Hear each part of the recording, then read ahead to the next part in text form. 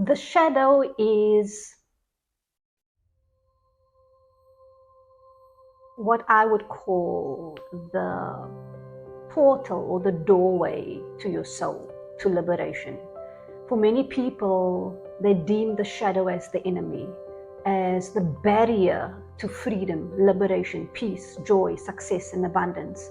And so when the shadow is usually formed during earlier childhood, when we experience traumatic situations and we begin to disassociate from that experience, we then create fractured aspects of ourselves. For example, the fearful one, the one that self-sabotages, the one that is shameful, the one that is self-judgment and self-judgmental and self-critical.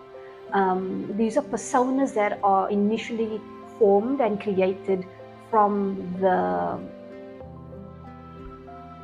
experience of trauma or the experience of contraction, and this is what we call the shadow. And so for many, they find that the shadow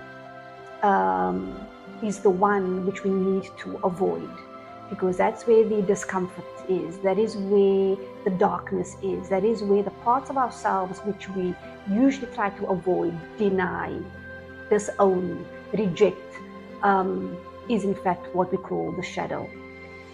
And yet, I ask you this today, and I ask you, what if the shadow that you deem, or anyone deems the enemy, the part of you that you would like to cover over with a perfection, you would like to cover it up with glossy effects, put the shadow in the background, the parts of ourselves we like to hide from ourselves and from others.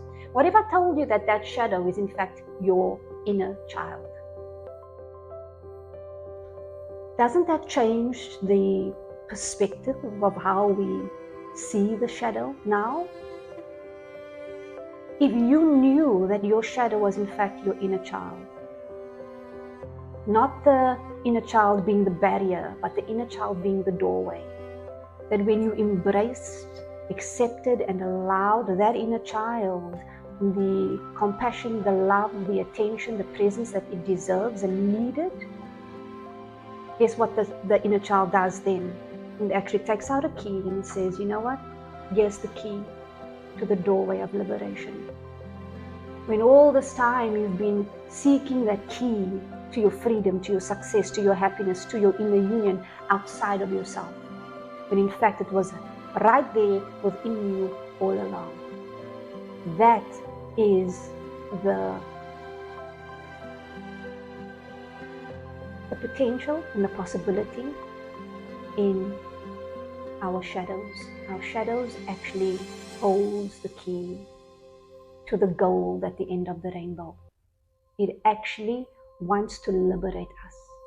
And so when we lean into that just a little bit more, when we welcome that with tender curiosity just a little bit more, that is healing in motion.